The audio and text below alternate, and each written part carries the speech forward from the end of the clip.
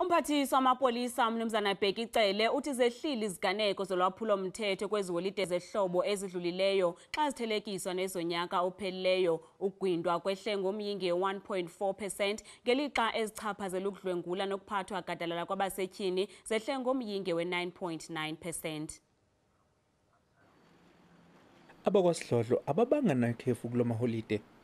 Lokhu kube nemiphumela emihle.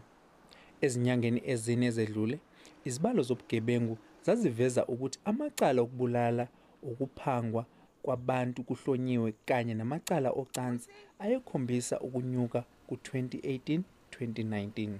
Ubugebengu bokuqhekezwa kwemizi, izimoto, ukwebiwa kwemfuyo kukhombise ukwehla ngo-10%. Amaphoyisa abebambe izimvimbamgwaqo. Abantu abawu-24,827 baboshelwe ukushayela bedakiwe. Ukukhombisa kona ukuthi abantu abafuni ukuzwa. Amaphoyisa esifundazweni iWestern Cape athole ukunconya ngokwehlisa ubugebengu. For the first time in Western Cape in 5 years. It's the first time ever that after 5 years we have reduced crime.